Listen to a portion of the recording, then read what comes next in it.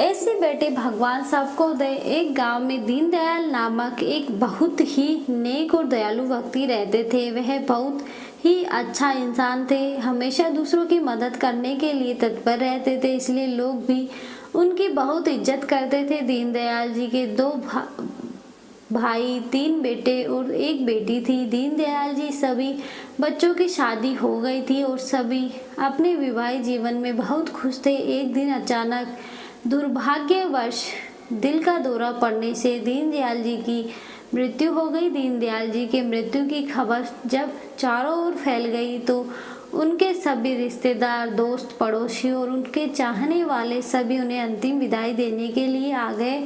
बेटी का तो रो रो कर हाल बुरा हो गया था, क्योंकि कुछ महीने पहले ही उसने अपनी माँ को खोया था और आज पिताजी भी इस दुनिया से चले गए। दीनदयाल जी की शव यात्रा अभी निकली ही थी कि एक बड़े जमींदार ने आकर उनका रास्ता रोक लिया। जमींदार के साथ दो और लोग भी थे जिनके हाथों में बंदूकें थी। जमींदार ने आते ही कहा, मैं दीनदयाल जी की शव यात्रा को आगे नहीं जाने दूंगा। अभी लोग जमींदार के बात सुनकर आश्चर्यचकित रह गए।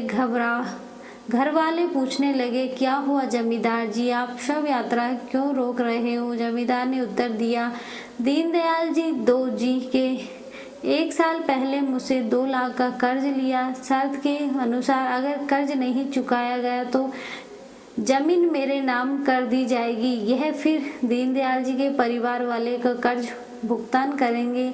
तो बताओ, तुम में से कौन कर्ज का भुगतान करेगा? सारे लोग एक दूसरे का मुंह देखने लगे। फिर दीनदयाल जी के तीनों बेटे से कहा गया कि आप कर्ज चुका दे। बेटे ने साफ मना कर दिया और कहने लगे, हम आपके कर्ज का भुगतान नहीं करेंगे, हमारे पास इतने पैसे नहीं हैं और वैसे भी कर्ज हमारे पिताजी ने लिया था, हमने नहीं, पिताजी की मृत्यु हो गई है तो आप भी अपने कर्ज को भूल जाओ। जमींदार ने कहा, मैंने सुना है कुछ दिनों पहले ही बंटवारे में तुम तीनों को अच्छी खासी रकम मिली है, तो इस समय तुम्हारे पास पैसे होंगे ही। फिर भी बेटे ने कर्ज का भुगतान करने से साफ इनकार कर दिया। कहने लगे, आप जब तक चाहें सब यात्रा को रोके रखें, लेकिन हम आपको पैसा नहीं देंगे। दीनदयाल जी के बेटों की ऐसी बात सुनकर वहां उपस्थित सभी लोग अपने निराश व्यक्त करने लगे और कहने लगे, बेटे कितने मतलबी हैं। जिस बाप ने अपनी सारी दौलत इन पर लुटा दी, उस बाप का कर्ज चुकाने के लिए इनके पास पैसा नहीं है। सब उन पर थू थू करने लगे। जब दीनदयाल जी के भाइयों से कहा गया तो उन्होंने भी अपने हाथ खड़े कर दिए और कहा, जब बेटे ही कर्ज का भुगतान नहीं कर रहे तो हम क्यों करें? जब यह बात बेटी को पता चली तो वह दौड़ती हुई आई और जमींदार के सामने हाथ जोड़ते हुए कहने लगी, जमींदार साहब, आपका जितना भी कर्ज होगा उसका भुगतान मैं दूंगी, लेकिन आपसे अनुरोध है कि आप मेरे पिताजी की शव यात्रा को ना रोकें।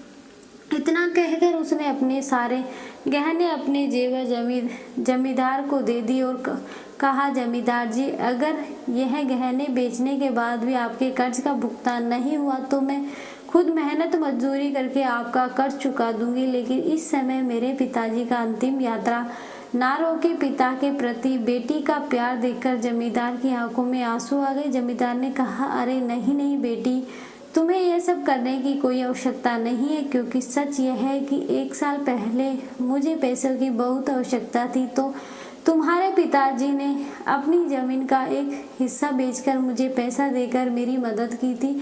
तुम्हारे पिता को बहुत दयालु थे, वह दूसरों की मदद करने के लिए हमेशा तैयार रहते थे। उन्होंने मुझसे कभी खुद को 1 रुपया भी नहीं मांगा। मैं तो उनके पैसे लौटाने आया हूँ, लेकिन इससे पहले कि मैं तुम्हारे पिताजी को उनके सारे पैसे लौटा देता, उनका देहांत हो गया। अब मुझे यह समझ नहीं आ रहा था कि मैं यह पैसा किसे दूँ, कौन इसका असली हकदार होगा। मैं चाहता कि यह पैसा सही हाथों में जाए, इसलिए मैंने यह सब नाटक किया। मुझे माफ़ करना कि मैंने तुम्हारे पिताजी का अंतिम यात्रा रोकी। पिता के प्रति तुम्हारा प्रेम और जिम्मेदारी देखकर मैं समझ गया कि पैसों के असली हकदार तुम ही हो और आज तुमने साबित कर दिया कि बेटी बेटों से ज़्यादा माँ बाप को प्यार करती है। तुम्हारा पिता नहीं रहे तो परंतु मैं ये कर्ज की राशि तुम्हें लौटाना चाहता हूँ। अपने सिर से कर्ज का बोझ उतारना चाहता हूँ। तुम यह राशि ले लो और मुझे कर्ज के आज़ाद कर दो। यह कहकर जमींदार ने पैसे दीनदयाल की बेटी के हाथों में दे दिए और कहा वहाँ से चला गया। और यह सब देखकर दीनदयाल जी के बेटों और भाइयों के सर शर्म से झुक गए। वीडियो अच्छी लगी तो वीडियो को लाइक करें, चैनल को सब्सक्राइब जरूर करें। धन्यवाद।